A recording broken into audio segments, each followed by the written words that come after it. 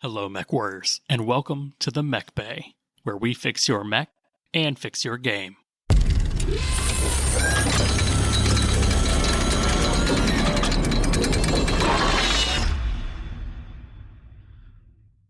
What's going on, Mechwarriors? I'm your host, Josh. I've got my co-host, Loremaster Denim. Howdy, howdy. And Sickly Steve with me today. I can breathe. Through your donations, we can rehabilitate him, possibly even repair him, and return him to the wild where he belongs. And we are the Mechbay Podcast, your number one source for all things casual to competitive tabletop battletech. And today we are skipping leg day to work on those beautiful, beautiful arms. Because we got permit for these guns, boys. But first, as always, let's get some... I completely forgot what I call this section, guys. News, hobby progress, and games played. Let's do a one cool week off, Josh. It took 1 week off. Yeah, no. Let's do a cool and flesh and talk about some hobby news, hobby progress, games played. First, the big one, the Hero Falcon in the Room. Lauren Coleman did put up a very nice article on the Catalyst Game Labs website news page, not the forums, the actual news page, detailing how tariffs will affect CGL. And he used a lot of numbers and a lot of actual technical numbers that I don't think I'd seen any companies really put out yet. It's such a nice change of pace to actually have details and examples of how these things are going to affect specifically Catalyst. A lot of companies, a lot of people have been talking about soft numbers or generalities. Lauren was able to put this out there and say, hey, this is what it really looks like. This is behind the curtain, and this is why it's so impactful. So prepare yourselves, but understand why. Denim, do you have a chance to read that? It is nice to see it spelled out specifically, but you can also hear his frustration because it's tough to plan when things change from day to day and you don't know when or why or how it's going to change. So there's no planning ahead for any of this.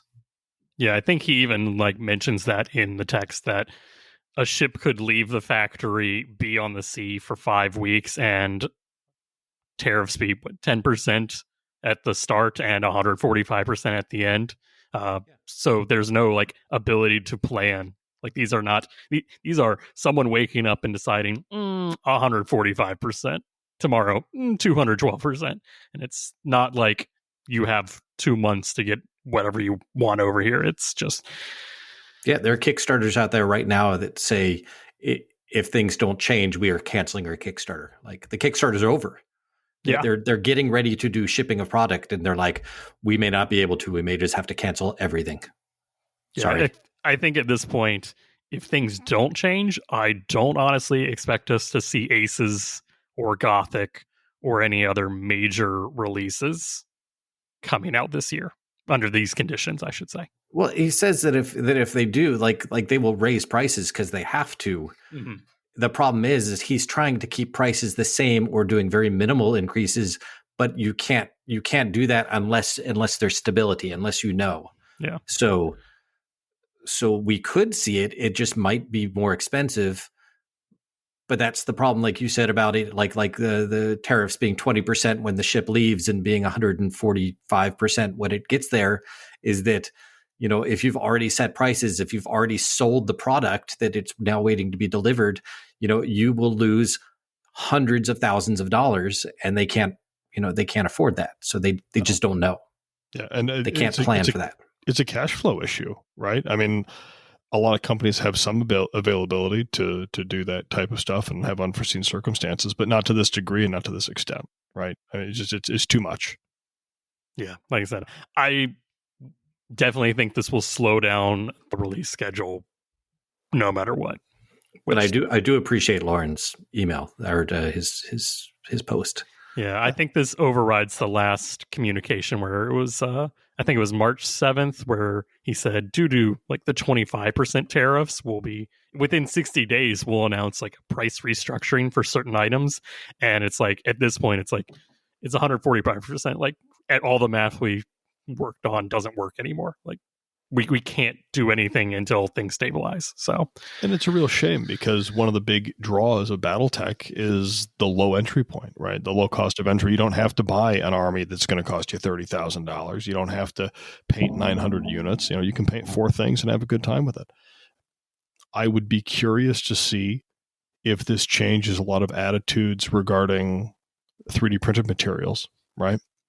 Because if people can't get the product or people can't get access to stuff or the prices go up high enough that prices people out, I suspect we'll see more resin on tables. Boy, I hope not.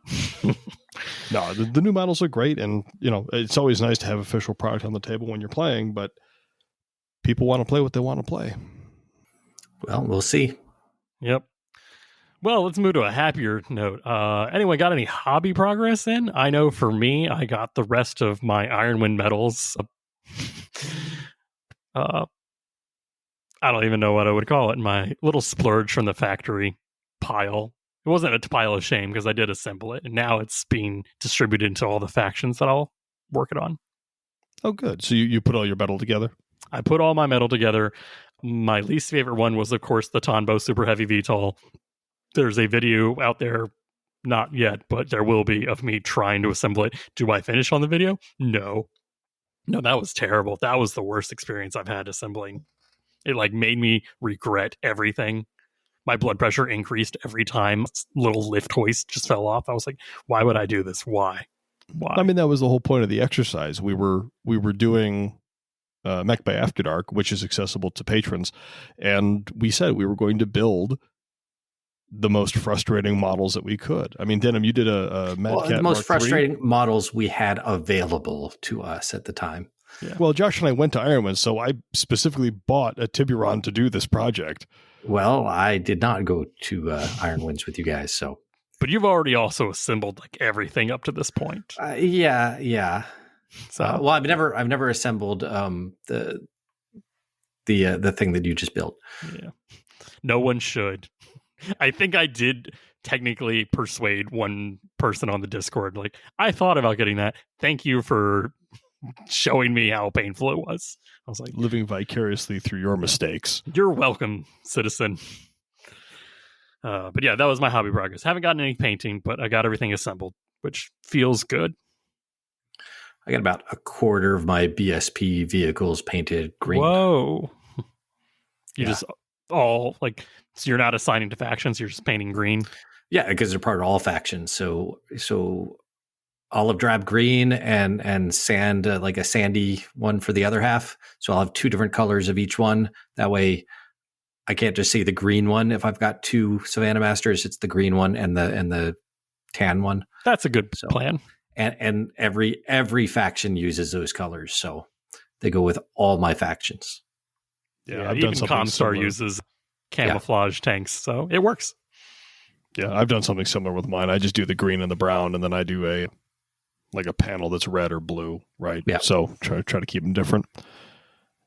What did I get done? I got a lot of priming done. The weather finally broke up here, so I got a lot of priming done. A lot of the metal I bought when we went down for Kentucky. I built a lot of that, and I don't think I've gotten much painting done. I've done a lot of playing, but not painting. Shame. We're all bad this week. Yeah. And Denim, nothing major to report besides getting those BSP stuffs. Yeah, no, that's it for hobby progress. Sounds good. Well, I guess we can go into what we used for those things we assembled or painted. Games played, I got in technically 3.5, 4 games, depending on how you look at it. My natural disasters, they are on Imkaranga. I don't know how the book wants me to pronounce it, so that's how I'm going to say it. But that is that really long contract, the 12-month one. Yeah. And the base pay is 50%. Whoa. And this is from the Hinterlands book, right? And this is from Hinterlands. And yes, I get full battle support, and I get almost full, what's the other one? Salvage. So I keep what I kill, and I get repaired as long as it's not fully destroyed. But I don't get rich from just going out there and fighting and doing nothing. Yeah, you've got to take salvage. Yeah. So we land. Our first matchup is against Zach, and Zach had just finished his box set contract, and I was like, okay, well, this is great. I won't take my hardcore leveled up characters. I'll take 2 of the new ones. So I take my Battle Axe and Rifleman, and we are defending some buildings from getting, objective rated. And Zach has a Wraith and a Caesar. And because I want to call it the sucky contract, the no pay contract, has like fully independent, like I'm great on the complications rolls. His, though, is the like 130% base pay. He's practically integrated. He rolls, and I think he rolls twice, and I get the 3 free Thumper artilleries. And I was like, oh, this is neat. For PSPs to take some turrets, I was like, yeah, this is a great firing line. We're going to shoot that Wraith. Turn 1, I used the Thumpers. I completely forgot, because this is not Alpha Strike, that Thumpers take a turn to come in, because they're artillery and not airstrikes. Yep. So, I mean, to be fair, in the Battle Mech manual, if you had pre-plotted artillery, I think the wording raw was, if you pre-plot the artillery, it lands the same turn that you fire it. That never should have been that way. So I'm glad that in the mercenary stuff they did fix that. Yeah. Yeah, I actually checked in the mercenary thing. It's like artillery, all artillery is the next turn. I was like, yeah. I did not realize this till after. And that first round hit his Wraith and tacked his gyro. Whoops. Whoopsies. Yeah, so that gyro smashed into the ground.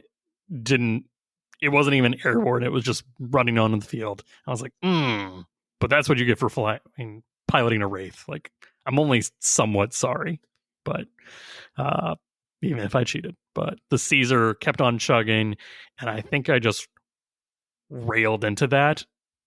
And by the third... Was that the normal Caesar or the hardened armor? It was the regular Caesar. It was not the hardened armor Caesar. I even took like regular infantry to just like... Because I knew he was going for objectives. I was like, this is great. They're range like 1, 2, 3. They're cheap. So they're even shooting. We finally stripped the armor. We hit the Gauss rifle. It explodes. His pilot goes unconscious. And it's like, at that point, the game was over. And it's like, okay, we'll finish up that turn. It's like, all right, we side torso aim shot lasers into the Wraith's XL. And it's like, all right, that was like 3 turns, 2 dead mechs. Sometimes those missions go fast. Yeah. Oh, yeah. By design. It's not, I don't consider that a flaw. I consider that part of the story. Yeah, it was one of those, like, we haven't defended anything that well before, but yeah, so I gotta come back to Zach and be like, hey, here's that check for those 2 mechs I crippled. At least the Wraith. Yeah, but do we want to go to me? Do we want to 1-1? You might as well just do all of them. Yeah, I only got the one other one. My next one, that same night, I fought Thiel, and Thiel took an Argus and a Phoenix Hawk, and with the X-Pulse lasers and like heavy jump, and I did not take my super OP units. I took my Inferno and the Centurion. This one was just an assault, and I did not read the mission correctly where I get to deploy on and do all that stuff. So I thought it was meeting engagement instead of assault, which is shockingly a different mission. But reading comprehension. Yeah, I don't know. This is becoming a pattern for you, Josh. This is becoming a pattern. I think my problem is, like, I'm just so excited to play these games that it's like I sit down and it's like, oh boy, let's do this. And but it's funny because it's like the game you hate the most is meeting engagement, but you keep doing it anyway. Yeah. Yeah, so this one actually would have been much more advantage to me. Like, I would have been able to deploy up and do all that stuff. But I played it like meeting engagement because I thought assault was I didn't think meeting engagement was actually called meeting engagement. But that's my bad. Anyways, we roll on. I get the 3 thumpers again because everyone keeps rolling low on bad on complications. He also rolls like the Titanosaur coming in on the field. And I was like, ooh, I don't want that. My complication was one of my pilots is sick. Randomly assigned. It's my Centurion pilot, my 3-4 pilot. Is this the same Centurion pilot that gives you all sorts of problems all the time? All the time. Would you please fire that guy? No, I'm not firing Iris at all. Why would I do that? Because nothing good comes from this dude. She is a wonderful pilot, and she's technically the like CEO on the ground. She's the named character. Steve's shaking his head. No. Yeah. It's just bad luck. Fine. Catch a cockpit round. That'll be fine. But what did happen is the going onto the field stick made it a +1 to my gunnery and piloting. So it's like, great, my 3-4 is actually a 4 or 5. So I'm more down in the skills than this roughly new company. And I was like, well, crap. We fight. The Centurion slowly walks out. That's a lot of woods. So what happened is my Centurion moves out of cover. It tries to take some shots on the Argus, which is close to it. It gets dinged by the Phoenix Hawk with an X-Pulse laser. Does 9 damage to the head. That hurts. Cockpit glass is all broken. I'm breathing unfiltered atmosphere. I don't like that. I take the pilot hit. I pass. I'm still awake. Then the Argus opens up on me. Rack 5 starts spinning up. First shot, right in the head. Double tapped. The 3 structure destroyed. No crit, so the cockpit's still alive. The one optional rule I care about when I go up to the table is skin of the teeth on. They're like, yes. So I roll my skin of the teeth ejection. So I take my internal structure. I go up to 5 pilot hits. I do all that. I roll a 10. I make it out alive. And I'm like, is that how it's supposed to be? So then I go home. I search on the forums and I'm like, okay, from Zodal, the rule isn't entirely clear, but we've decided on after, because skin of the teeth, you automatically go to 5 pilot hits. And I was like, that's very hard. That's my pilot is always unconscious when it's skin of the teeth, which makes sense. It's just, I want to make sure, like, what's the average number? But Zodal says, as the damage represents the narrow escape. So consciousness checks are normally immediate, but an immediate check would mean you'd fail it almost every time, which is clearly contrary to the rule's intent. You still do the +3 for the internal structure destruction, and the +1 for an auto ejection. So you still see if the cockpit gets destroyed. As the head is getting destroyed, you check if the cockpit's getting destroyed. It's just that +5 doesn't come in to you survive the ejection. So just to clarify what you said, just to make sure I got this right, you take damage to the head, you fill in that last bubble. Mm-hmm. Step 1 is you check if there's a critical hit. If there is a critical hit, you check if it hits the cockpit. If you hit that cockpit, your guy's smoked. Good night, sweet prince. No skin of the teeth saves it. Yep. Right. If you don't get a critical hit, or you do get a critical hit and hit sensors or something else, fine. The head is still destroyed. You get an opportunity for skin of the teeth. You have to check. Normally, it says go up to 5 pilot hits.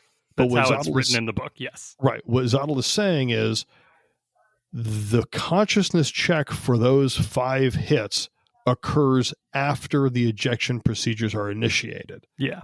Because otherwise, if you fail on a 5+, on a 5-hit roll, if you fail that, there's an additional modifier for the auto eject system going off. Right. It's another +3.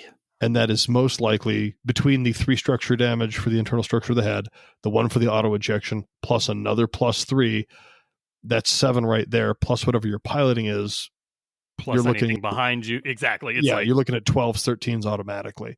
So, and this is on the forums. This isn't even official errata. It's just on the forums, correct? Yeah, it's just a clarification on ejecting with head destroyed for campaign operations. Well, I hope and as long as you're going over it, Steve, you also have to make sure before the game starts that your auto eject system is on. So if you're like, oh, I've got case, I'm not worried about ammo explosions, so I'm going to turn my auto eject off, then skin of the teeth does not work. You have to have auto eject on. Got it. Well, I hope they catch this. I mean, this is something that I see the thread on the forums here. This is a note from back in 2012. So hopefully we get official errata, or we get an update the next time something gets printed.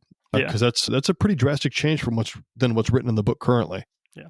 Oh, I said it was campaign operations. This is tactical operations. One of the other operations. So right. So many totally operations. Different books. I know. That's where the confusion comes from.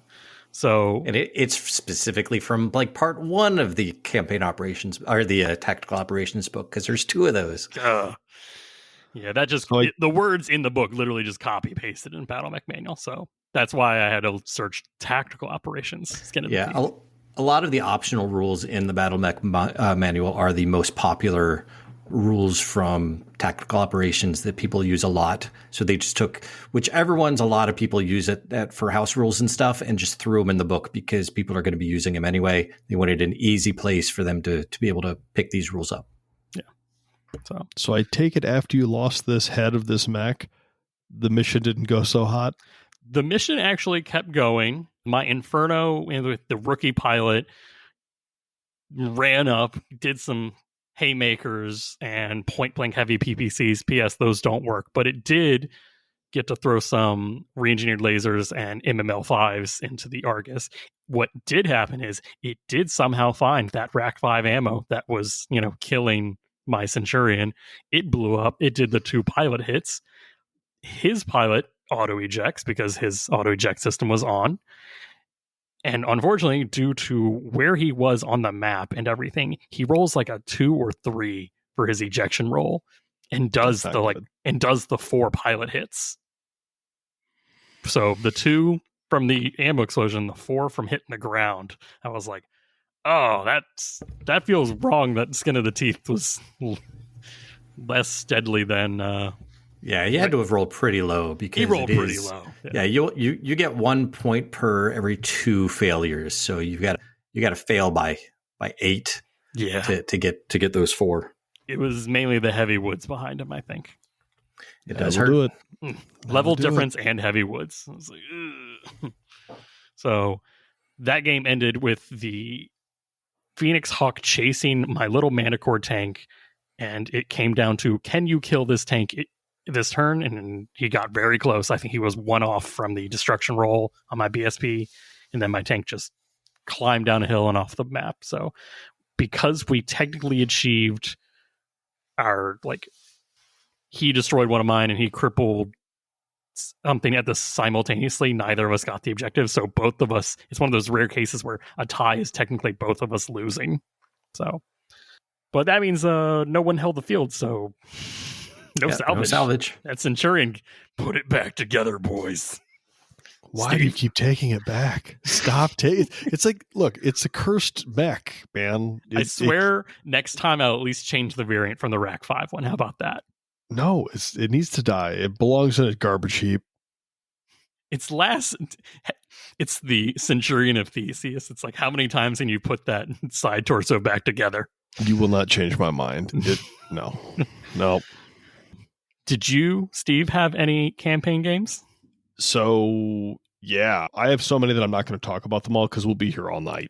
I'm so jealous. My buddy Carl has started coming over for dinner on Thursday nights, and we just start, playing Hinterlands games.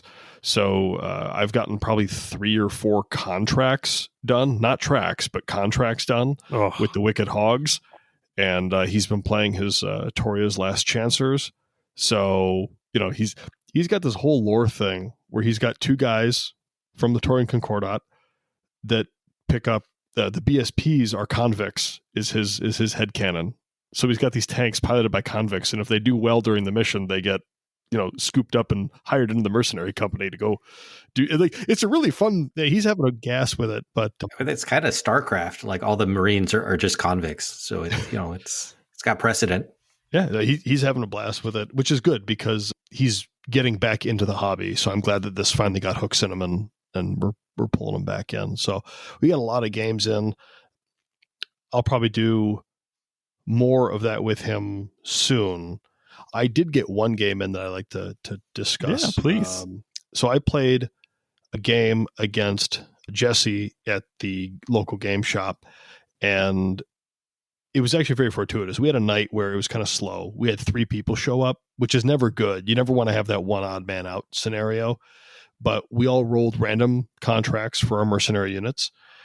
Kat rolled a raid that had one track in it. I rolled a raid that had 1 track in it, and Jesse rolled a contract that was a garrison contract that had 2 tracks in it. Oh boy! So we just said, okay, we'll both play you 1 game, and that'll ta-da. It'll work out. We'll all get our contracts done for the night, which was pretty fortuitous. So I ended up bringing my Wicked Hogs against the the Old Hands Mercenary Company is what he named them. And we did I forget what the mission type is called. It's like a breakthrough, where my job as the raider is to run across the map and get off of his board edge. Yeah. And that was pretty, honestly, it was pretty easy. I mean, It really only lasted 3 turns. I just ran. I've also felt like that mission needs like a little something else in it, because like, how many map sheets did you use for that? It was a scale 1, so just 1. Right. I believe at that scale, even at that scale, like if you're writing these raids, you should definitely put in there like custom things. So if it's something like a breakthrough, even at scale 1, default it to 2 maps, like short edge to short edge, something like that. That would probably make the game go better, honestly, because it felt bad.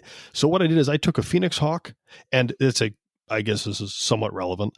I salvaged one of Carl's mechs that he brought, and he brought a Mjolnir, which I had never seen before. Oh, yeah. And I'm like, I don't know what this is. And it was only 600 BV. So I'm like, I'll salvage this in a previous contract. So I had this Mjolnir, and I'm like, this thing jumps far. It's pretty fast. I could bonk you with a mace. Let's do it. And Jesse was smart. Jesse brought BSP strikes, and he just smoked this thing turn 1. I was like, oh no, because you got to roll. We did all the damage. We're like, oh, this is great. It survived. Cool. I just need to make a PSR, and we'll see how we're doing here. No, I remembered, much to my detriment, that you have to roll for the strike if it comes in on the front arc or the rear arc. Yeah. And of course, I rolled the rear arc, so all that damage just went straight into that engine. It's like, ooh. Oh. So my poor Mjolnir tipped over and did not get back up, which was a bummer. But the Phoenix Hawk made it off the map. My Condor hover tank made it off the map, and I didn't do much damage at all. I think I did some superficial armor damage to his guys, because that wasn't the goal. The goal is not to fight. I'm just getting off the map. And strikes and landmines are really good defense on those breakthroughs, but also they need to be twice as long. Like the maps need to be that's probably much longer for that. And it was funny because I was doing a pickup game with Carl for a different one, and we did the same breakthrough mission, and it was done in 2 turns. And I said, forget this. I'm going back across the map. So I made it a run down and run back is how we played it with Carl the other night. But no, I had a really good time with Jesse, and then Kat played Jesse as well. And I stuck around a little while to watch some of that game, but they did the 4 buildings, scan and blow up the other one. Mm-hmm. What is it? Strike, I think, is the mission name. And that was fun because it's actually pretty funny. We had the old hands from Jesse, and then we had the Tarot's hand was Kat's mercenary company.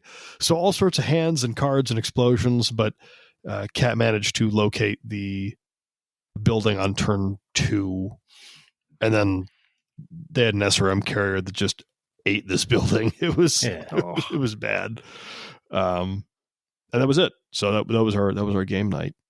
So it's fun. I'm pretty sure I've said this every episode thus far, but I'm really enjoying the Mercenaries stuff. The game modes. It's so fantastic.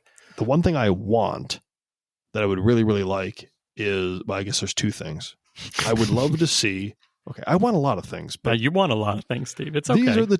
I'm a needy person. No, I'm just kidding. These are the 2 things I think would be greatly improved. Is one, I want a more generic command complication table, because it seems like command complications are really limited to each contract. But I guess I'd like a deeper well of complications to roll from. You know what I mean? Give me a chart where I can like go A, B, C, or D, and then roll each command complication. And that way you can kind of apply whatever difficulties or modifiers are applied to your contract. You know which table you're rolling on, because that would give it a lot of variety and a lot more fun.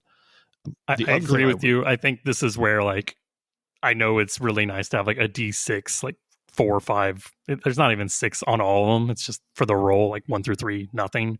I think this is where, like, the D100 table at the back of the book, it's like, go to the generic complications table, and it's like, oh, your pilot has 1 head hit, like, automatically. Like, hungover from the night before, whatever, right? Like, yeah, just you like don't have come to up with be something wild, crazy, like thematics of that mission. It's like, no, this one's on the generic table. Like, this is all the bad stuff. Like, roll one crit, like one tech was drunk. Roll a one non-explosive crit on your mech. Go for it. Oh God, you start with a busted ankle actuator or something. Exactly, That would be horrible.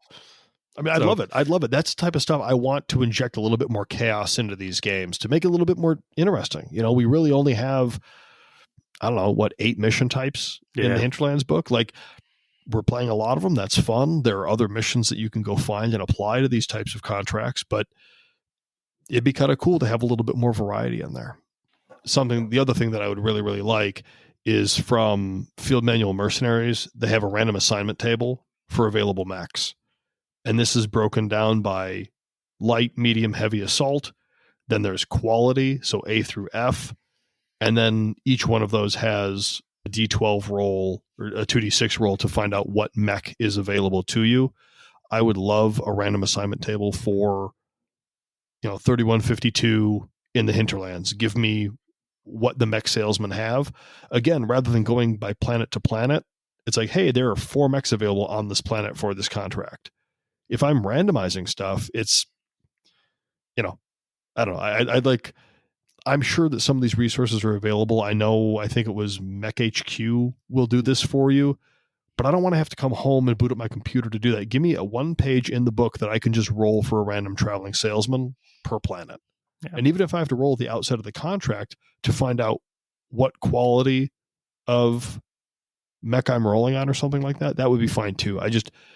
I want some of these things baked into the book so that I can do it at the game shop right then and there without having to fuss and bother and dig up third-party websites or whatever to do. You're fine. Yeah.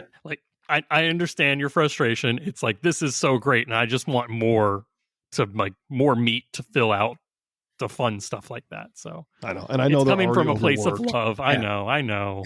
And the more popular it is, the more people who play it, the more people who want things like that, the more it's talked about on forums. It's going to happen if people talk about it. Yeah. This is their first, I don't want to say first campaign book, but it is their first. It's their first best one. So it's like, oh, this worked, this didn't. So the next one we'll see improvements from this one. And the one after that, we'll see improvements from that one. So it's like iterative, improvements. Out of the gate, it's done pretty well. It needs some refinements and it needs some extra stuff like that. So yeah, we can only go up from here. Denim, did you get any games played in? I got quite a few games in. I'm only going to talk about 2 of them though. Okay. And these actually aren't the mercenary / hinterland games. They're not they're 2 other ones. First one, we have a regular at the store named Jeff. One of the many Jeffs. I think there's like 4 Jeffs. There's too many Jeffs. Yeah. Well, there's one less now, unfortunately. He Jeff. had to move away. And he asked for his last game at the store to be against me. He had a couple special requests. He really likes Grey Death Legion, as one does. So he wanted to play me with an Intro Tech 7500 BV game. So knowing him, and he was like even wearing a Grey Death t-shirt at the time, I took a Red Duke, made his Marauder, and then had a bunch of 3-4 mechs. So I had like 3-4 Marauder, I had a Warhammer, a Battlemaster, and a Thunderbolt. All 3-4 that comes out at Intro Tech to be 7500 because, man, you can cram a lot of stuff into there. So he had a Marauder, Rifleman, Shadowhawk, and Wolverine, all from the original Grey Death Command Lance. His Marauder, piloted by Grayson, was a 1-1. Everyone else was like a 3-3 or a 3-4. So yeah, we just did that, and it was a really fun game because it took a long time because mechs don't die in that game, except for my Battlemaster, which took 20 points of damage to the cockpit in 1 turn. Ouch. Armor everywhere. Took a little bit of armor damage on like one of the arms and the center torso, and then just 1 turn, everything that hit that giant, huge canopy. It was a mess. So my Battlemaster went down. I gave his Marauder an engine crit pretty early on, which really, really sucked because it's Intro Tech. It's got like 17 heat sinks, single heat sinks. He had a 1 piloting, so he was able to walk into water all day long, not worry about it, just cool it off. It came down to, we had said that whoever takes out the commander first is like a headhunting mission. Mm-hmm. So I was going after Carlisle. He was going after the Red Duke. And as it turns out, we simultaneously took both of those mechs out on the same turn. I took out his legs and he took out, I think we both lost legs. We were both like not able to move. So I had taken out his rifleman because riflemen in 3025 have 0 armor. He took out my battle master. And so it came down to an almost untouched Warhammer versus a very damaged Wolverine and a very ignored Shadowhawk because it was the 2H because, I was saving that one till last. But at the end of the day, it was we both simultaneously, it was a tie. I say it was a tie.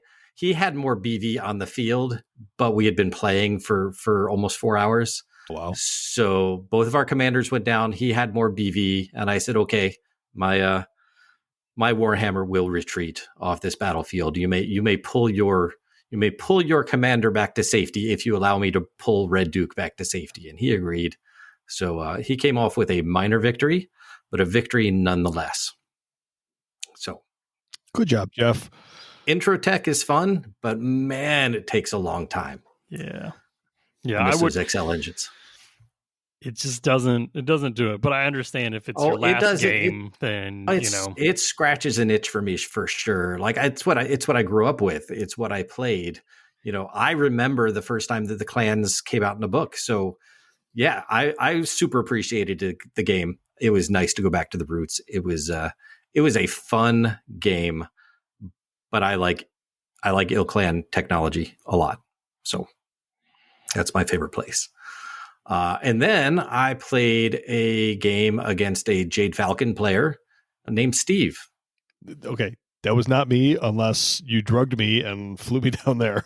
It might as well have been. The parallels are uncanny. He was handsome and humble too? He was I'm going to say yes to both. Yes to both. Fantastic. It was a handsome, humble Jade Falcon player named Steve, as I guess they all are. So all Jade Falcon players to me are now known as Steve. Steve, how does it feel to not be unique? Look, it's a natural element of being a Jade Falcon player. This is when I say that I bet his Intersphere faction is also Merrick, like every other Jade Falcon players. Let me tell this story, Steve, and you tell me if I did indeed drug you and play you instead. All right, let's find out. Yep. He had a Blood Asp, the Timberwolf T, a Battle Cobra, and the Dasher H, I believe. And I took the Crusader 9BR, the one with the claws within the TSM that likes to run up and give people 20-point punches. Very Desgra. Oh, yeah. Oh, of course. And that sucker had a 4 gunnery and a 2 piloting, so he was only out there to smash people up. And then I had my Shadowhawk 5D with the rack, a Thunderbolt, and a Spider that jumped 8-12-8. So his Dasher versus my Spider type of thing. Turn 1, from across the map, he launched a bunch of LRMs and critted the claw off of my Crusader, which I thought was very mean. He knew you had impure thoughts and you wanted to punch him, so he stopped you from dishonoring yourself, Denim. So I decided to use all my other guys as cover. I just started marching up there. He backed himself into a corner with his big guys. My Thunderbolt moved up the hill. His Dasher moved right behind him. And my Spider jumped right next to it on a hill. So I'm like, okay, this is the odds of you taking out my Thunderbolt are low. The odds of me taking out your Dasher are high. I annihilated his Dasher. Yep. And he engine gridded my Thunderbolt to death. Oh, no. Yeah, it was gone. Like the only damage it took, it was gone. It's a good trade for him. Yeah, so my Crusader was not doing its job. It was losing its arms left and right. He kept critting my arms. The claws, he couldn't do anything. Thunderbolt died. He got a super lucky shot on my Spider, but when you've got large pulse lasers, you only need, one real lucky shot. Yep. Took out my Spider. So my untouched Shadowhawk, who I jumped into a corner into heavy woods, was going up against his Blood Asp, Timberwolf T, and Battle Cobra. So his blood asp had taken some damage by this point. I'd even kicked it in the back when it fell on the ground once. Oh, wow. But its front armor was doing pretty well. And my Shadowhawk was, under-tonned by 30-something tons. So I, of course, being me, I'm like, hey, your clan, you're Jade Falcon. I challenge you. I challenge the leader of your group to one-on-one combat. We will draw a circle here. We will fight to the death, and whoever wins walks away with a victory. You are clan. You are Jade Falcon. You are the humblest of all. Of course. Let us have combat in the ways of the clans, and let's see how this day is decided. And Steve looks at me, and he's like, huh, no. And then he fires with everything. It just melts the Shadowhawk down into scrap. He must be a Mongol doctrine follower, all right? I think it was me coming after him with the 9BR and then having my Shadowhawk kick him while he was on the ground in the back. And he's like, you're desperate enough. I don't think any of this applies. I'm just gonna say no. That fight could have gone very differently if we had, but as it was, I thought he did the right choice. Fantastic game, super fun, and I can't wait to play him again. Cool. Well, good on you, Steve. Well done. Make sure those filthy inner spheroids don't abuse Zellbriggen anymore. That's all we got, man. All right. Well, we got a little bit of upcoming events. We've got Motor City Alpha Strike Tournament. Oh my gosh. Isn't the TO for that in this room right now? What? Yeah. That's coming up May 17th. Detroit, Michigan. We're close to, I think, 57 signups right now. Wow. I know someone from North Carolina that's going up, and it's not me. I know. We've got people coming from, all over. I've got people coming from Wisconsin, Pennsylvania, Kentucky, Tennessee. I've got some people coming from Canada, making it an international Battletech tournament, which is kind of a fun thing to put on the poster. It's pretty nice. Yeah, I think it's going to be cool. A lot of stuff has been held up shipping wise, so I hope I have everything that I need for the tournament. But it's going along. I'd be lying if I would say that I'm not going to be happy when it's done. It's a lot. It's so much to juggle. You say that every year, and yet you run it every year. Look, some of us can't say no. And plus, I feel like I'd be letting people down. It's a lot of work, but I know deep down you enjoy it. I do. So if you want to be in Michigan in sometime in the middle of May, then go say hey to Steve. Come check it out. Yeah. We got an Atomic Empire Durham, North Carolina tournament, which I will be going to on July 12th. That's a classic tournament. We've got a Southern Ontario Battletech Society event on June 14th. I think that's like a mini convention, right, Denham? Yeah. It's there's a lot of stuff there. There's classic tournament there. There's it's got Alpha Strike 350. It's got some mercenary campaign stuff. There's a demo for aces. There's grinder demos out there. Yeah, it's got all kinds of things, and not just BattleTech, but a lot of BattleTech. Yeah. And finally, we've got the Atlantic City Open, which will be June 13th through the 15th. And like we mentioned, that's a fun team tournament one. So plenty of BattleTech for the early summer. There are so many events now. So many events. It's a great time. It's a great time to be a BattleTech fan. All right. Well, I think that's it. And I think we should take a quick break and then jump into Arm Day. Right, boys? All right. Do it.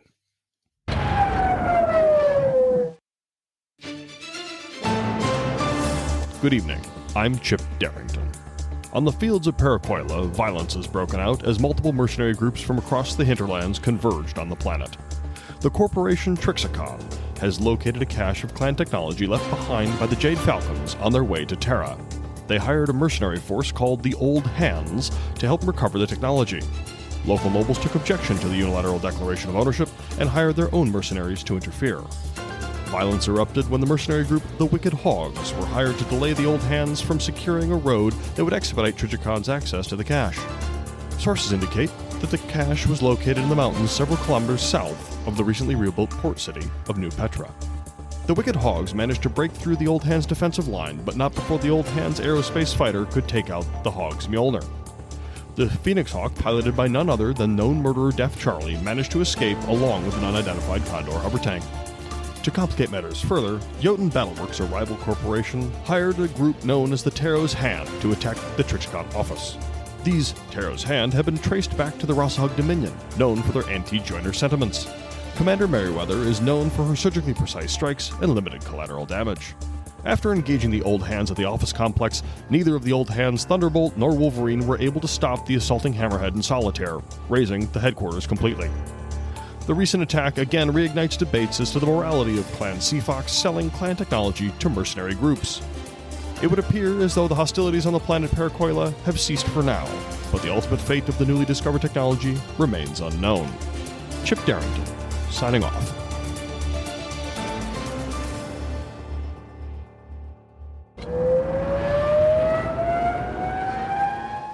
All right, and we are back. And we're talking about arms. The flabby pieces of meat and skeleton that are attached to our torsos, whether we like it or not. I like my arms. They help me roll dice. That's true. That's your hand specifically. But the arm also helps, as we will learn. But yeah, because we skipped leg day and now it's time to pull out the reps, I figured we had a whole episode on the head. I figured this would be kind of close to it with the arms, but it turned into something else. So I think the first thing is talk about what's in the arm. It's not a whole lot normally. You got like your shoulder, like that is a mandatory thing for putting into a mech arm. And it being there is good, right? That's it. That's really it until bad things happen. Until bad things happen. Yeah, because there's 12 crit spaces in an arm and only 4 of them are filled by default. Yeah, and you're not like using your arms to walk. Like they're really just there to hold on to things or let things work until bad things happen to them. Like the arm is more of it works like normal until it doesn't. My mech makes cool poses when he wins with his arms. So yeah, if the shoulder gets destroyed, no punches or physicals. So I was like, that's rough. So no punches with that arm. Thankfully Blake issued me with 2 arms. So, but if when your shoulders get hit, it's +4 to all weapons, and it overrides all other actuators. Right. So that's unlike the hip, which overrides any previous damage, but you still add new damage. This just overrides all other actuator damage. Period. Which is kind of nice because otherwise it would become unusable, right?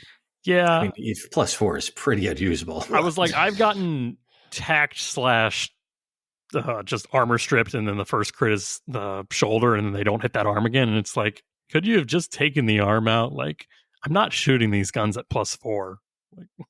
Like that's pretty rough. So I don't know. The other thing is you get +2 to pushes. I was like, super important in my game versus Hansa, because my spider, the turn I pushed him, he critted my shoulder, and he's like, "Oh, you can't push." I'm like, "I think it's only a +2," and we had to look that up, and it was super important. Yeah. The pushes are important, man. But they are. I've won so many games on pushes alone. Yeah. The next slot number 2, upper arm, you get half damage punches. Like, that's okay. Those are biceps. And if it gets critted out and you're like shooting in that arm, it's +1 to shooting attacks and +2 to physicals. So not a whole lot. But it's not as bad of a crit than the shoulder. So guess what? Lower arm, it's the exact same as the upper. When I was reading these, I was like, did they design the legs first or the arms first and just were like, arms are boring, or that's a little too much? Like, I don't know. The arms felt a little phoned in to me. Yeah, I mean, I think they're meant to be less punishing because you can lose an arm and still be combat functional. Right? Yeah. You lose a leg, you're basically cooked. So I don't think that's I don't think it's too bad. I mean, yeah, you can lose an arm actuator here and there and you'll be all right. So if both the upper and the lower are half damage for punches, does that mean if you have both of them crit, you do 0 damage or quarter damage? I want to say quarter. So is it a half of a half, or is it a half of the original total? I'm going to go with quarter of the original total. It's just a light slap. I was honestly hoping somebody knew that one. Is that a quote? Yes, I do not. Okay. He does this every time. I don't know why he's... I just thought of it as we were saying it. Yeah. Just thought of it. Normally, if you're critted out on the upper and lower, I don't think you're punching normally. No, it's what, a +4 to physical attacks anyway? Yeah, exactly. Yeah. It's like the price for that is you have to read the rule section out loud to your opponent and look them in the eye as you roll a 2 and miss anyways. The cool part about not having lower arms is if you don't have lower arms on both arms of a mech, you can arm flip. And that is key. That is critical. That is what separates things like the Rifleman from Warhammers. Is 360 firing.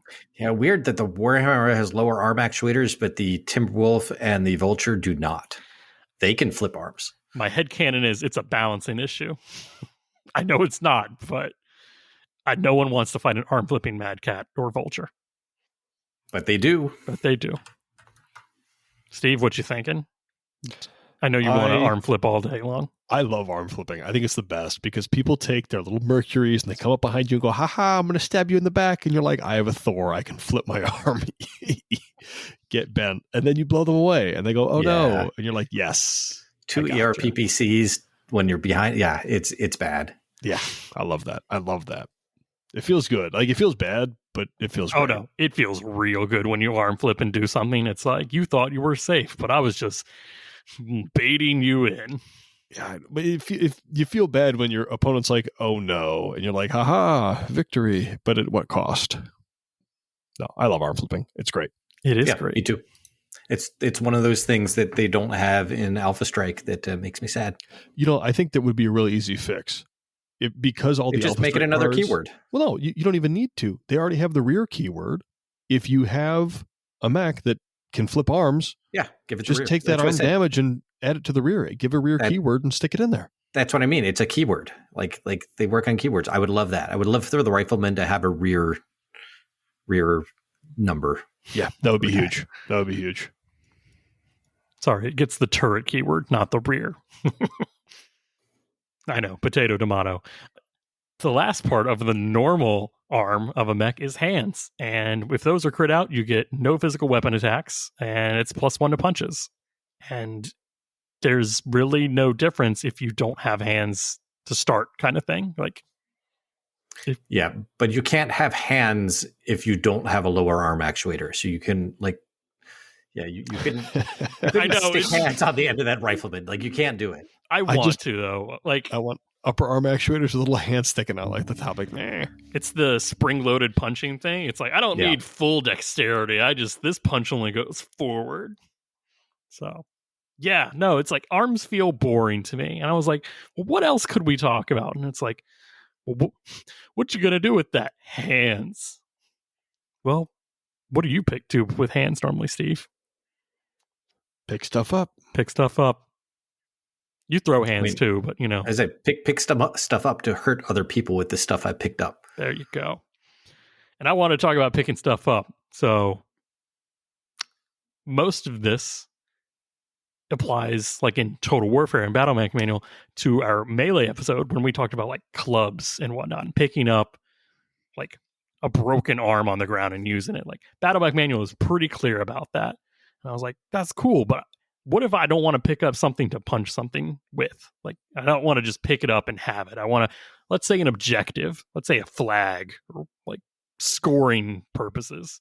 How does Total Warfare do that? Because we're doing a lot of picking up of objective raids in Hinterlands right now. We're picking up objectives and we're taking it off the field. How does Total Warfare treat that? And it was completely different. Yeah, because the rules in Hinterlands are like the BSP version of picking things up. It's just too complicated. And if it's too complicated, it becomes not fun. Yeah. And it just does. I definitely saw that when I was doing this. Like for example, not covering the club. If you crit an arm or a leg and you roll a 12, it blows the arm off or leg. Yeah. So you can go pick it up and use it as a club. But in tactical operations, there is a rule about ripping an arm off of a mech. Same thing. You've just got this mech on the ground. The arm is still attached. You rip it off. But in that case, you have to calculate the exact weight of the arm. So you have to find the internal structure, the armor, what kind of ammo it's got, what kind of weapons it has. And then you have to decide, can my mech even hold that? Battle Mech Manual Total Warfare doesn't care. It's like, oh, the arm's off? Yeah, you just pick it up and club with it. Your spider picks up the Atlas arm and beats you over the head with it. We're not going to... Like you literally have to pull out your slide rule and abacus in the middle of a game. Like you are now pausing this game for a good 45 minutes while you do math and figure out if you can even pick this thing up. And then you're not going to roll your punch numbers to pull it off. So it doesn't matter, but you've certainly wasted a lot of people's time and half of them are bored and leave. So yeah, there's so much math in this whole section. All right. So I'm going to go through how Total Warfare tells you to pick up items for objective purposes, like a flag or whatnot. And y'all hit me with afterwards, the confused, too confused, we want this, we don't want this. All right. Step 1, you need hands. Matches Hinterlands. I'm down with that. We're good. We're locked in. Mech must end its movement phase in the same hex as the object. Well, that's kind of weird if you're picking something up. Like in Hinterlands, you go over to the building, you have to be adjacent to the building. According to this, you have to enter the building and pick the item up. That's going to damage potentially you. It's definitely going to damage the building, but you can't just pull something out of a building because you have to be in the same hex. Yeah. I feel we're already a little bit different there. I feel like this one could be interpreted as like, I don't have to be directly in the hex, like unless I'm like deadlifting. Like this, I understand. I'm like, okay, but if I want to pick something out of a building, like, sure, I'm going to go up right next to it and go to my edge of my hex and do it. Like that one I can see. I can imagination station that one. We're okay. No weapon. Don't worry about it. The mech must make no weapon or physical attacks that turn to pick something up. Well, you're busy. I agree with. A turn is 10 seconds. You got your hands on the Waldos, like you don't have your hands on the triggers. You're bending your mech. You're engaged in this activity of lifting something up. Big one is you're taking your hands off like the combat joysticks and you're going into like the fine dexterity maneuvering things. Yeah. So that's a whole switch. Like that makes sense. You're not shooting then. You're going for fine motor control. So I don't think Hinterlands says to pick something up, you need to not shoot. It does not. Yeah. Again, it's very simplified. Actually, I'm not even positive that it doesn't require hands to carry something, but it does require hands to pick something up. Correct. So does it require, or does it change the modifier to pick it up? No, it you requires need hands to pick it up. You've got to have a mech out there or infantry to load your mech with it. Yeah, because I might be thinking the mercenaries box because I think it says if you don't have hands, you can still pick up, but it's changed modifier. Yeah, you've got BSP, so everyone can always get infantry, even though you may not have a mech with hands. So you have some way of picking it up. Got it. All right, this is when the timeline really differs. Mech can pick up objects weighing up to 10% of its tonnage with no penalty. Up to 25% of your tonnage, you get -3 movement points or half rounded down, whichever is less. If the object is more than 25% of your tonnage, it is half your MP. That's a big difference. That is things. The objects have weight. They have mass. They are made of not just air. Okay, we're already at a part where I have a problem, at least in tactical operations. I don't know if they fix that in Total Warfare or not.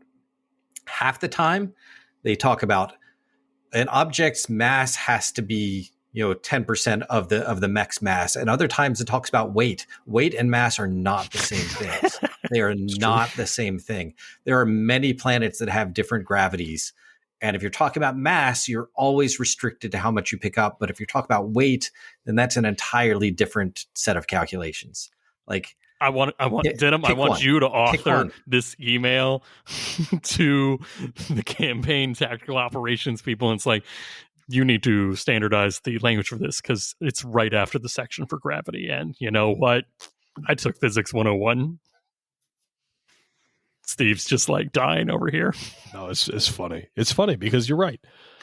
I find these rules unnecessarily complicated. Well, I mean, because you start to look at the movement penalties, right? And it's like, if you're more than 25% of the weight of the mech, then you lose half your movement total. But if it's up to 25%, then it's -3. Like, why? Why not just have it standardized? You don't have to do all this. Like being a young gamer in the 80s, again, BattleTech was the easy game. It was the light game. It was super easy, and people wanted more granularity in their rules. So I understand you sit down there and you want to inject a lot of realism into this game, but this game is based on abstract. It's already like from the get-go based on being abstract. So many cool mission types. You can put something about carrying or retrieving. I mean, that's why mechs have hands. Yeah. But then to make it so complicated that it takes that long to do the math on these things that people will lose interest so quickly. This is definitely something that I think super, super interesting for mission designs. Unplayable in the way it's written right now. The last part. While the mech is carrying the object, cannot fire any arm or forward firing torso-mounted weapons. So essentially you're cradling it, and you can make... You can jump. You can charge, you can kick, and you can DFA, but that's it. And like you said, you can jump with no penalty. So it's like... So I read all that, and I was like, I like that there's a speed reduction. I don't like that it's that much. Like, it's that there's like a scale. Like, at that point, plot the chart and just, find the curve kind of thing. Because a lot of things I want to pick up as mechs are not like 0 weight item. They are heavy, like a ton of parts, or a Gauss rifle that I stole. Like, those are heavy. Gauss rifles, what, 15 tons? Yeah. Like, they're huge. There's not a lot of mechs that can even pick them up, even though a lot of those mechs have them mounted on them. And I understand that it's all part of the structural integrity and stuff, but it's like, if it's that bad, then there should be extra piloting rules all over the place on these things. If you get that arm blown off, you should have a big, huge penalty to piloting, because, your gyro was already compensating for this thing that weighs 25% of your body weight on one arm. Yeah. So, and this gets into the question of how much realism do you want injected into your game? I don't. BattleTech's abstract. I like the abstractness. Yeah, it keeps the game fast. Yeah, you're asking questions about Gauss rifles and gyros and stuff. I mean, that's why, right? So you have to draw the line somewhere, so you might as well do it at an. But I'm saying they didn't draw the line. That's my point. Is in tactical operations, that line is gone. Like, they are getting into that level of nitty gritty and stuff. It could have been worse. It could have been way worse. We can call that part, Mega Mech only. Yeah. I mean, I read these and I think, should flags and objectives, like in our regular games, should they have a weight assigned? Like, should we have to deal with some level of these rules? That, like, we've all had the dash or just run in, scoop up the objective, and run away. And it's like, I don't think a flag should have a weight at all. No, I don't think it should have any meaningful amount of weight to a battle mech. Cargo, I mean, maybe. I maybe.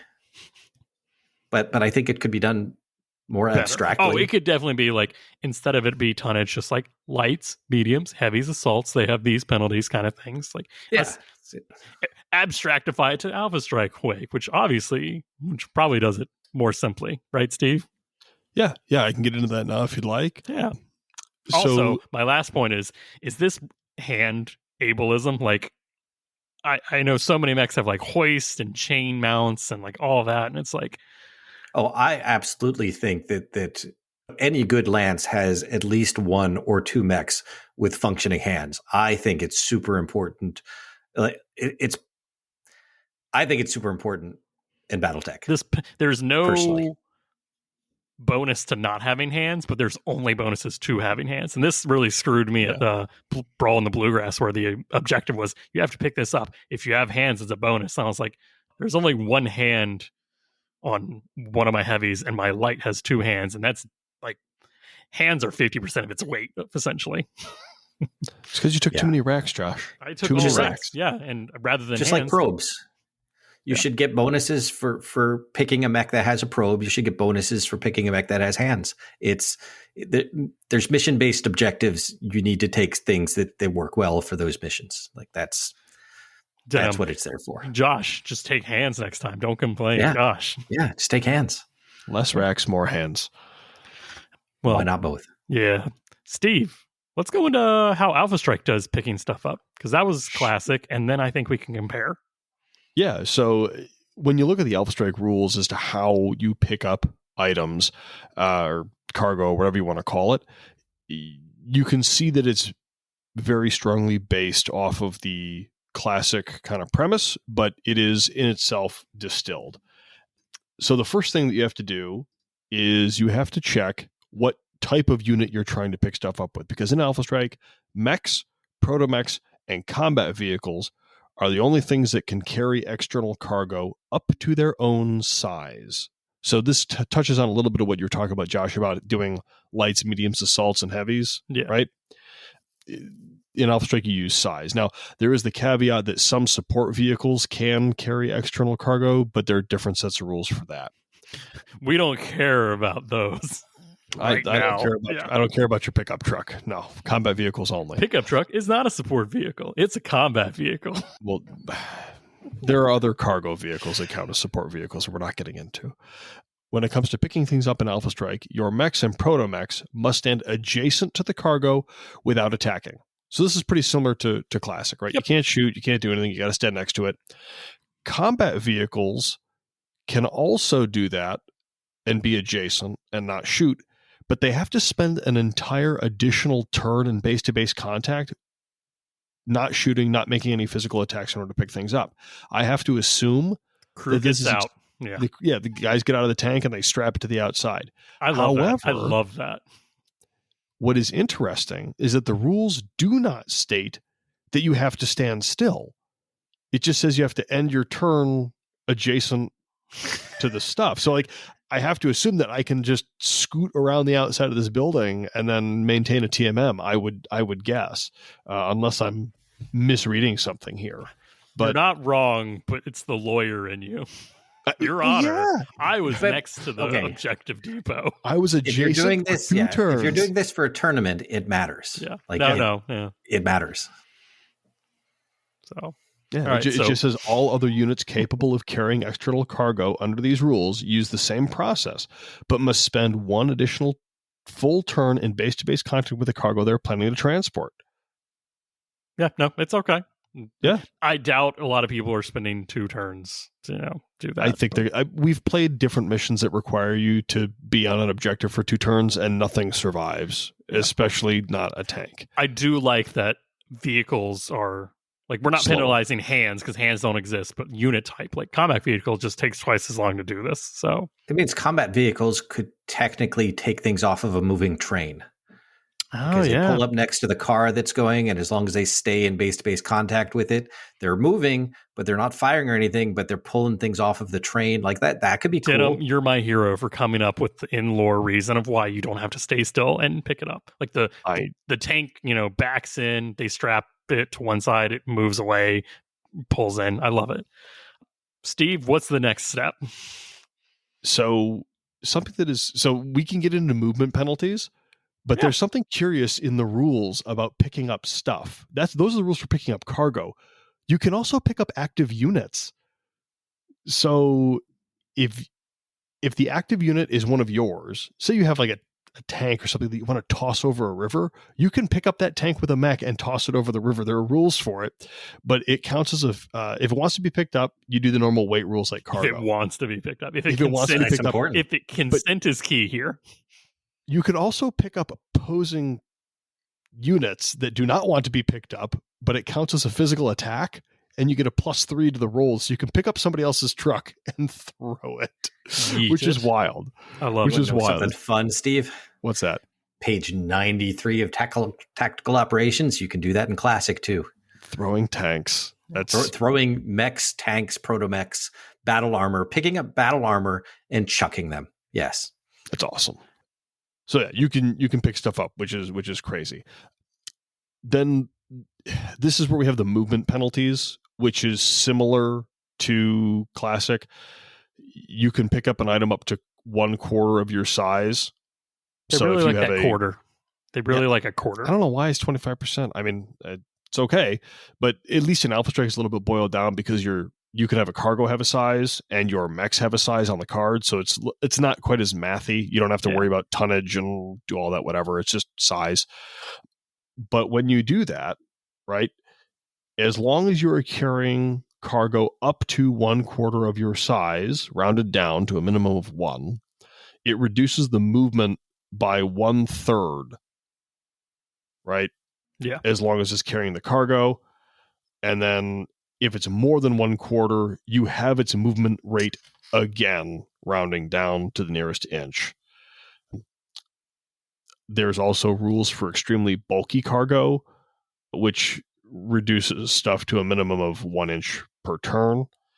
What's interesting difference here is that in Alpha Strike, you cannot jump while carrying cargo.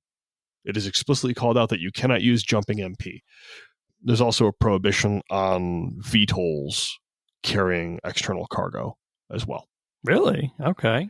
So just so I understand, like a dasher size 1 runs in, grabs a size 1 cargo objective or something, its movement is cut in half. No. It is reduced by 1/3 and then by half. Oh. Yeah. So if you have something that moves 7 inches, it goes down to 2 inches and then 1 inch? Minimum 1 inch, yeah. Yeah. It goes down to 1/3 or down by 1/3? It says by 1/3. Okay, so it goes from 7 down to... But I don't think anything moves 7. I don't think anything moves 7 inches in Alpha Strike. So you're looking at like a 10-inch mover would... Yeah, a 10-inch mover would go down to 7. And then from 7, you get cut in half, rounded down. So you'd go down to like, what, 3? 3. Yeah. I'm okay with that. I'm more okay with effectively, that is something... Because you use the Dasher example, which everybody uses for object... You're talking about the Dasher, which everybody uses for the objective grabber, right? And that's a size 1 thing. And if you're picking up a size 1 cargo box, it's picking up stuff that's its size, effectively, right? So... it makes sense that it's going to be slow. I love it. So 20 inches goes down, by 1/3, and then half that. Oh, boy. Yeah. Oh, yeah. It's not... Now, it still gets its TMM. None of this changes the TMM of the unit. It just changes its speed. And in Alpha Strike, you have to remember that these two things are no longer connected, right? TMM is not based on movement. You get it by moving, but it is not based on how far you move like it is in Classic. Correct. So... a Dasher holding a size 1 cargo container is still pretty hard to hit. But now you can catch it. Yeah, absolutely. You can now not only catch it, but there are rules for taking attacks while carrying cargo. So if your unit is attacked while carrying stuff, you roll a 1d6, and that much damage of the damage applied is done to the cargo container and not to the unit carrying the cargo. So you kind of get ablative armor if you're carrying stuff. But of course, the cargo's size is its structure. So if I'm a Dasher and I take damage and I roll a d6, it's going to blow up the cargo that I'm carrying, and then the rest flows into the carrying unit, right? So this is starting to, for Alpha Strike, this is starting to get pretty granular. Yeah, I mean, like you said, this is the Total Warfare rules translated pretty well into Alpha Strike. Yeah. But from my perspective, it's like this is somewhere in between. Like, this is Alpha Strike Plus, and rather than Total Warfare Advanced. And when I look at these, right, I feel like there would have been a better way, just like the Classic rules, there would have been a better way to make the same feeling, right, get a similar result without so much percentages math. Why are we cutting by 1/3? And because all the movement profiles are in even numbers, so now we're dividing by 3s, and that kind of messes stuff up. And then we've got further reductions on top of that. Like, why not just have it cut by 1/4 and then cut by 1/2 or whatever, right? It just seems like there would be easier ways to do this that would be more streamlined and less complicated. Count it as an MP hit. Like we already have that right next to it. Yeah, that's built into the game system already, so it wouldn't take too much more. Yeah. But then again, I don't know if you've ever taken multiple MP hits, had to calculate heat and do all that, and then, terrain factored in. You got to sit there for a second like, I'm a jump. but you can't jump carrying something. I know. That's the joke. But yeah, so then once you have your item, and assuming you get it to your location, that you don't get shot along the way, Alpha Strike has rules for dropping the cargo, and you get a choice. So Josh, do you want to drop it quick and dirty, kind of toss it to the side, or do you want to be real careful setting that down? We're just chucking that into the truck. Heave ho into the truck. You would roll 1d6, and that's how much damage your cargo would take. So I love it. But that's like, so what that does is that really inhibits. So let's use the Dasher example. You've got a Dasher that's carrying a size 1 thing, because that's all it can really carry.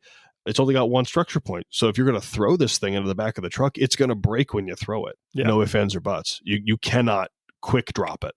So you can careful drop it, but in order to careful drop cargo, you have to spend 4 inches of movement in Alpha Strike to set it down nicely. On top of your already reduced speed. Yeah. So it gets real, like, it's pretty brutal, actually. I love it. I love it so much. Yeah. And there's this weird thing in Alpha Strike that I thought was kind of curious. Like I mentioned before, VTOLs can't carry cargo externally, right? Correct. They can only use the internal cargo keyword. Quad mechs count as combat vehicles.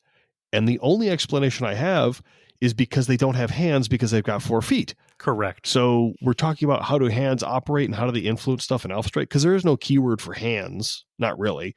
So I think this is how they solve that problem. They say quads, you don't have it. Yes, you're a mech. Yes, you can carry cargo, but you are treated as a combat vehicle because you don't have hand actuators, or you can't have hand actuators, period. So, yeah.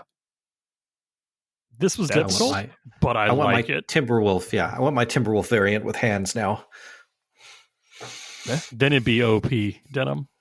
It's going to be awesome. I'm making Timberwolf A+. So I like plus. I like it, the A+. So I like how Alpha Strike did abstract it. I don't feel like it punishes anything unfairly, which is, I want to say, the elegant part of it. Like everything can pick it up except, VTOLs that don't have any cargo or anything. Like, what are you going to do? Strap it to the top? On top of the rotor blades, right?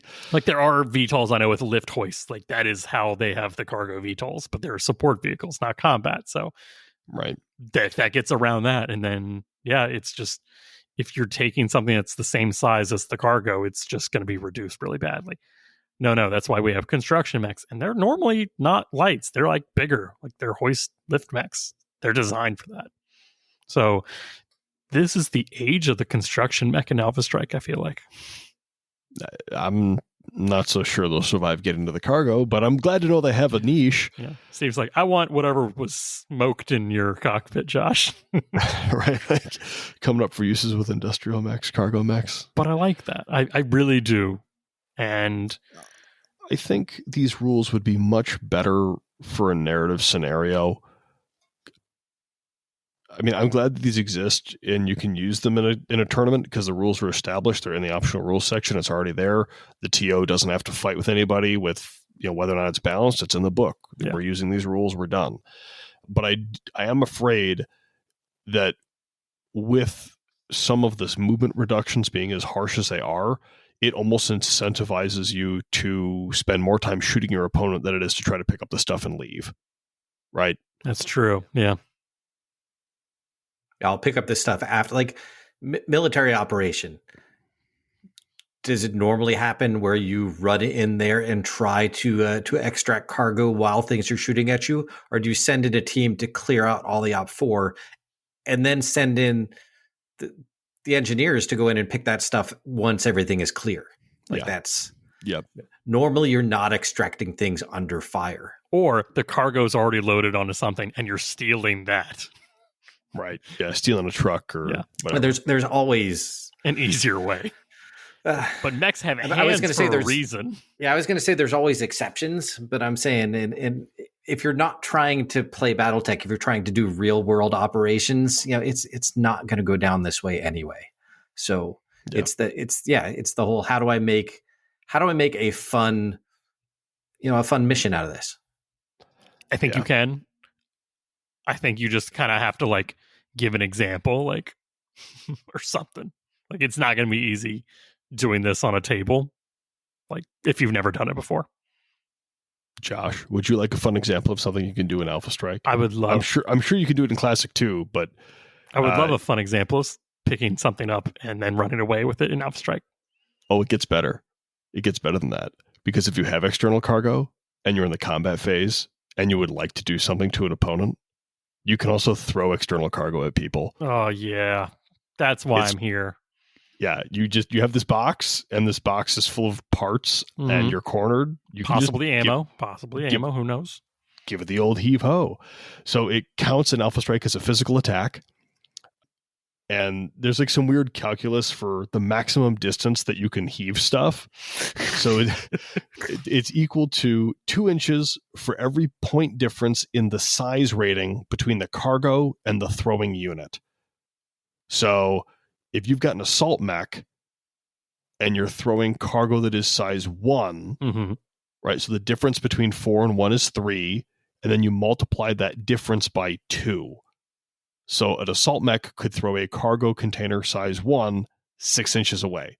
So you get a short range thrown attack with a box. I like that. Now I need to find the range of like a Davy Crockett or like tactical nuke, and it's like grenade, mother. Now it is not that simple, because you're going to also take a +1 range modifier for every 2 inches of thrown cargo. Yeah. So if you're throwing it 6 inches, you're going to get a +3. And if you're throwing a live unit, so if I'm going to throw like if I'm going to throw your tank back at you, there's an additional +2. Because the unit is squirming in your arms or whatnot. So if you have an Atlas, you could pick up a dasher and throw it at somebody. That needs to happen more for my emotional support. I want to see these things happen. We can do that. I know we can. We got rules for that. And even if you miss your throw, you get to do the scatter chart. Oh, yeah. Great. So throwing gives me artillery and Alpha Strike? Yeah, it does. Surprise. Ugh. But that is all of the throwing rules and pickup cargo rules in Alpha Strike. And to its credit, it is one of the more complicated special rules, because it takes up a full 2 pages in the Alpha Strike rulebook, which for Alpha Strike is unheard of, right? Normally things aren't that complicated. You get like a paragraph at best. Normally you have to read between the lines. This one is like, no, it's all explicitly here. It's all here. Do I think it could be streamlined a little bit? Yeah, but it's pretty cool. And I'm excited that they included this stuff in Alpha Strike. And I've been toying with the idea of how do I include this in missions, and how do I use this to make, competitive missions more fair, right? Yeah, so this is forget mech football. We're doing mech basketball now. Is that what we're doing? I mean, is the basketball size 1? That'd be a huge basketball. It's made out of like depleted uranium or something. Something. I like it though. I like it. Yeah.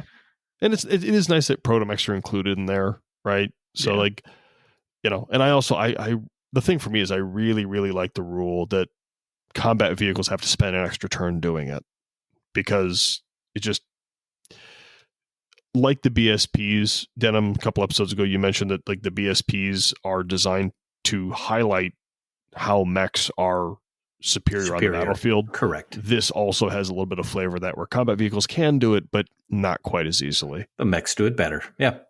I like it. I like it when things like that happen. Should we factor in weight to the stuff we're picking up more often? I know Hinterlands doesn't. Weight or mass, Josh? Oh, you're right. Different. It's super important. Let's say mass for the weird gravity worlds. I don't know. I'd almost rather just do categories of stuff rather than actual numbers.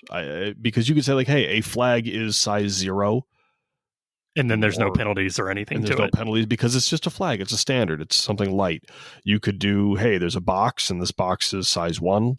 You could pick up a truck size thing that's size 2 and go from there. And I think you could even implement this in Classic too. You don't need to do this 25% of weight / mass / whatever it is we're dealing with.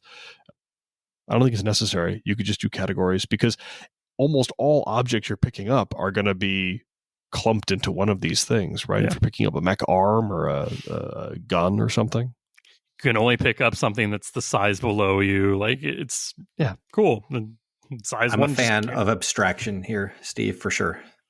But it's Super big doable, fan. and the rules support it how it is, even if it's not 100% readable on a day of mission. Like, oh crap, I'm picking something up. What are the picking up rules?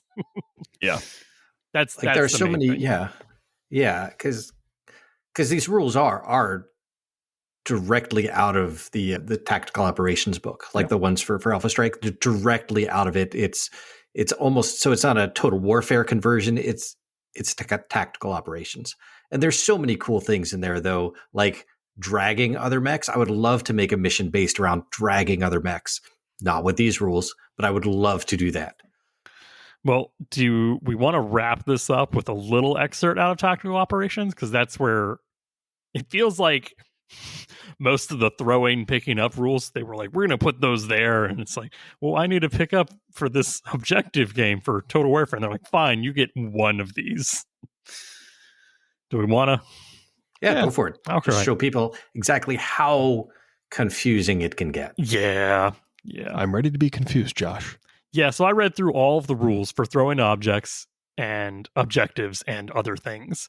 And I appreciate there being rules for it, but man, it was a lot. So first off, we're going to pick a mech with hands. So I'm going to pick a spider because that's something that a lot of people have access to. And it's got 2 hands and it rarely has weapons in the hands. So it's good, solid, easy. 30 tons. Let's say we got a 1-ton object we want to throw. Let's say it's the 1-ton football. We're on Solaris. It's the sports edition. Who knows? Like for Total Warfare, picking up is percentage of weight. If I only have 1 hand, I can pick up 2.5% of my weight. I have 2 hands, I can pick up 10%. So 1 ton is 3% of my mech's tonnage. So you need 2 hands for this 1-ton object. Exactly. I got a light mech. That's fine. Now, do I want to throw this metal football in the Slayers thing? Let's say yeah. So how far can I throw it? I go down this chart. I look at the percentage. It's under 5%, but it's more than 2.5%. So we can throw this football 3 hexes. I mean, that's 90 square meters. That's pretty good. Oh, I guess so. I'm thinking like 3 hexes is not very far, Josh. I'm not sure why you're so excited about this, but yeah. I can beam it. I can beam it still. So let's work this out. Spider, I don't shoot or do physicals. Same as Total Warfare. Now, here's where it's like a little, I want to say dumb. I have to take a knee. I have to go, by the rules, hull down to get to the level 1 object because my hands don't go to the ground. I can't bend over in my mech, it says. Josh, once your knee touches the Solaris ground, that ends the play. I know. Yeah, so it's like, okay, we'll say that we take the knee to grab it up. We don't let the knee touch the ground. The camera's checked. They said no, it's the play is good. Okay. We need a PSR to pick it up. That's fine. I dig that. Yeah. Let's say that metal football has been there a couple succession wars and it's been welded to the floor so none of the lower league teams steal it. I have to roll to punch it if it's welded to the floor. Like if I'm ripping it off the floor, I have to roll to punch. And that takes into my lift capability even more because I get a quarter of my lift capability. So a spider could only rip 0.75 tons off the ground if it was welded. Important to note, when you do that, you're damaging things. Nothing escapes undamaged if you're ripping it off the ground. Yeah. And that's also in the rules as to how much and stuff. Yeah. It gets granular. We are in step 2 of this process of like 4 steps. And this right here is where I go, yep, this is too complicated. I'm ready to throw in the towel right here. I want that red challenge flag. That's it. So thankfully, football, metal depleted tungsten football is not welded. So we haul down, we pick it up. That's great. We stand up. That's a roll. Like standing up is not always free. Is it another piloting check? It's just standing up like normal. It's like you count as like being on the ground, so you got to stand. Okay, all right. Step 4, then you throw. This is when you have to go to the whole math and do it out. All right, what are we throwing at? Let's say it's a target, a building or something, and the wall. We're just throwing it at the wall. It's the punch PSR, so I count for punching. And then it's +1 for each hex that's not adjacent to that one. Just like you said for Alpha Strike, you don't count the thing right next to you. And then because I'm throwing at an immobile target, I get immobile, so a -4. So let's say I'm a 4/5 pilot. I'm a reject. I get a piloting 5. Let's say I ran, so +2, so 7. I'm throwing the full 3 hexes that I can throw it, so another +2, so that's 9. But it's a mobile target, so that's not bad. So that's -4. So I just need a 5 up. I can do that. I'm not making it to, the big leagues, but maybe the Bush League, Solaris. So here's a question. You said you're throwing for the full distance of 3 hexes, which is a +2. If you decide to only throw at 1 hex, would that make it an easier throw? Yes. Yeah. All right. And throwing at 1 hex is free, is no modifier. I just okay. I just so it's like a minimum range thing. hand it over the edge of the hex and I let it drop. Like, yeah, it's every range. That's the problem. The further it is, the harder it is. Yeah, so of course that football hits that wall. It takes damage. It takes charge damage divided by 2. Oof.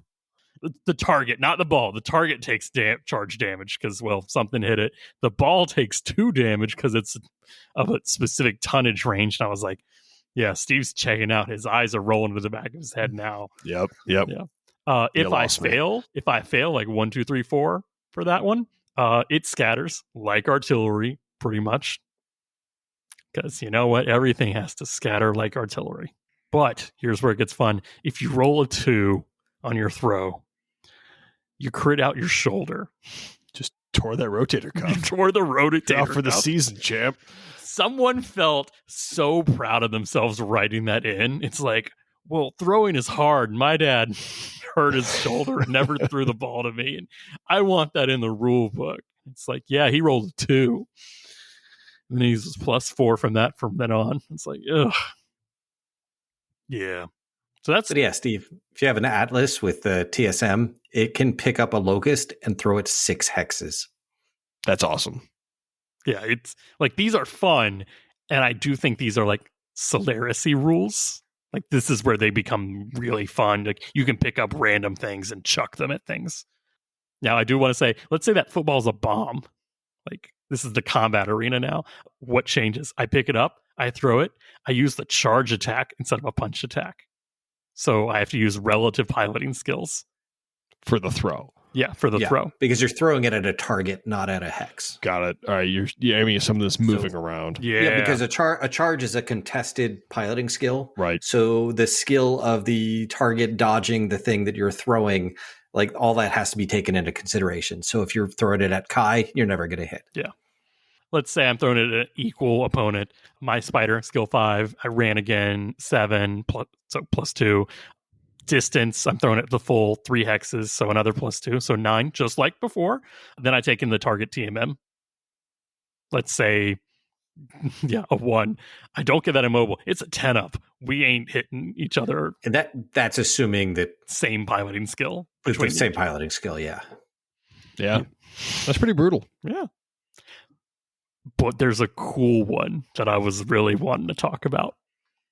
You know what? Which spider is really cool and has like a sword? It jumps 10, I think. Yeah, it's a cool spider. It's got a sword. You can throw physical weapons. Oh, man. Alpha Strike Man is like, oh, I want to throw melee I want to throw a sword. Yeah. If it's a weapon that you already have, it's a -1. Because you're you're trained for it. So yeah, it's a punch. Because your arm is balanced for that weight and stuff anyway. Yeah. Things like that. The Black Knight 9. Oh my gosh. That's a perfect example. So you roll punch. It's a -1 because you're trained with that weapon. It's balanced for that weapon.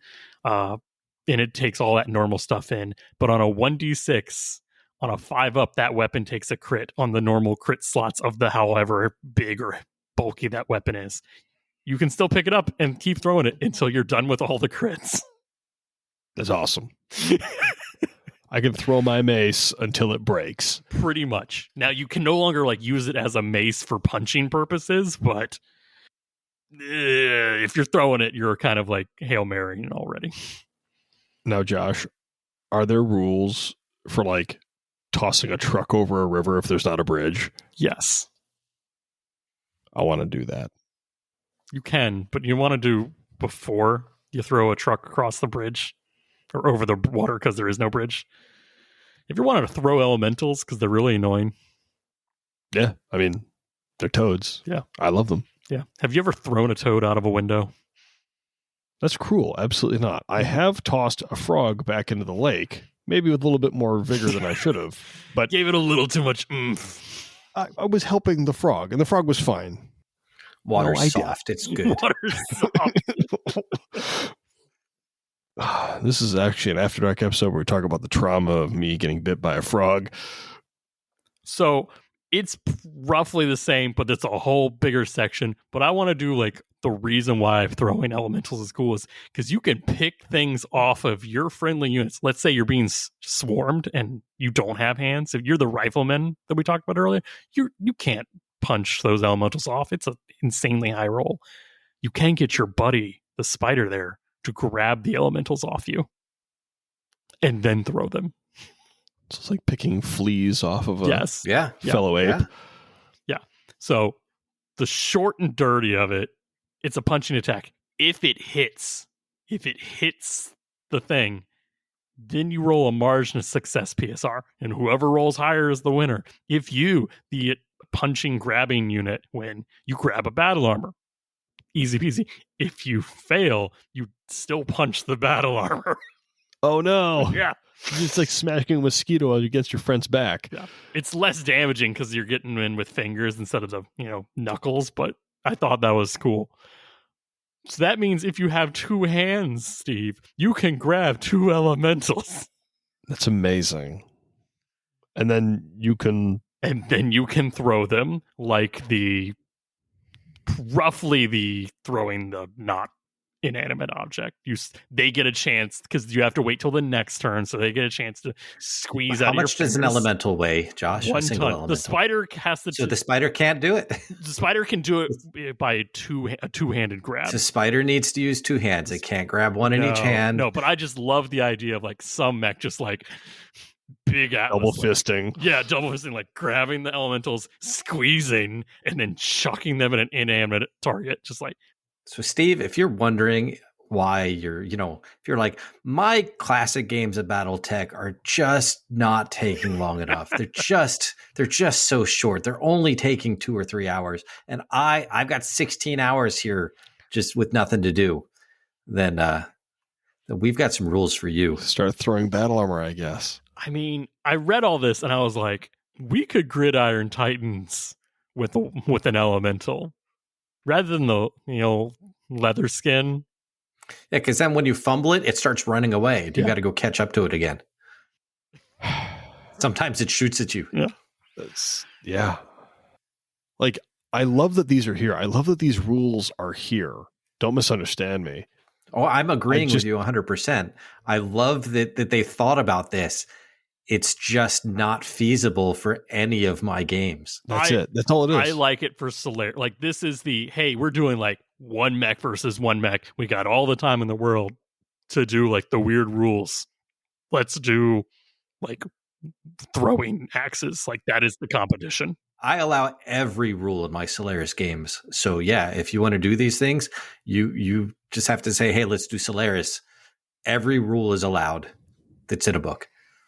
Like I said, I like these rules. I think this is awesome that you have this type of granularity and this detail for inanimate objects, your target, what you're throwing at. I think that's great. And honestly, even the way they're implemented makes sense, knowing how the game is supposed to function, right? I mean, you know how PSRs are supposed to work and when you implement them, and then, even the difference roles make sense, right? Yeah. I just wish calculating how much mechs could pick up and how much they can do with each hand was less complicated. I even mind like the pick up and the throw and all that other stuff. That's all fine, but just how much weight you can carry seems to be overly complicated. This is where a single record sheet doesn't have all the statistics of what you can do. Like, you almost need the back of the sheet to be like, you can pick up X weight, you can run this far. Yes, that's on the front, but like, you can run this far at different gravities or atmospheres. Like, here's all the special rules, but it's like, no one needs that 99 out of 100 games. Yeah. Yeah, I'm not a fan of going to pick up a limb off the ground and having to pull out the tech manual to get the precise calculations of the weight of that limb. I just want to pick it up. I just want to pick it up and hit someone else with it. That's all I want to do. Yeah. So then we just say, it's free weight. Yeah, you can do it. So I think the only question is, are we going to use any of these rules that we learned tonight ever? Again, yeah. Solaris, sure, I'm in. Yeah. I would love to see these get abstracted, please. What about you, Steve? The Alpha Strike rules are going to get used for sure. Yeah. We do enough objective games at our local game shop of picking stuff up and moving with it. I think there have been a lot of different game modes or people who've written missions, and they all have different rules on how to pick stuff up and how to move with it. And the major complaint you always hear is the dasher is just too good. You can run out, grab it, and then zip off the map. The rules in Alpha Strike for that dasher now slow it down significantly, and it gives people an opportunity to move with it or shoot it down, you know? And those rules even say you can't jump. So it's like, this solved 90% of the problems with objective games for Alpha Strike. It's like, yeah, you got to wait until like your mediums and heavies are in there to really grab it and be safe. It would definitely stop enforcers and super griffins from grabbing civilians and escaping the next turn. Like the fireball, the baby enforcer, it would have stopped it. But the super griffin, that's a heavy mech. But you still can't jump. No, I know. It's still like a 12-inch walker. It would have given me shots. It would have given me shots, Josh. It would have thrown those VIPs. But the cargo takes damage. Cargo takes damage. You're just going to splat the poor governor on the side of a rock. Contract said, get you across the field. Didn't say status. Ugh. How much of you needs to make it across? How about just your legs? Brutal. Any closing thoughts on this one tonight, boys? I think these rules are cool. I think people should really take more time and look at the rule books, right? Alpha Strike Classic. Just take more time and look at some of these optional rule sections, because you're going to find all sorts of fun stuff. And, you can use some of them, you can use none of them, but just knowing they exist is a huge part of improving your gameplay experience. Yeah, I'm always looking for that next thing to do something cool in my campaign. And things like this open the door. I'll have to modify some of it, but I love the ideas it gives me. Yeah. And this is it's in the rule book. It may not be great, but it is there. It is the answer. So, I think that's it for us tonight. A friendly reminder that tonight's episode was sponsored by Cadets Sean Masters and Kevin Bowman. And of course, Mechwarrior Douglas Triggs. Until next time, Mechwarriors, remember, don't skip Arm Day, but definitely think twice before injecting any TSM into your life.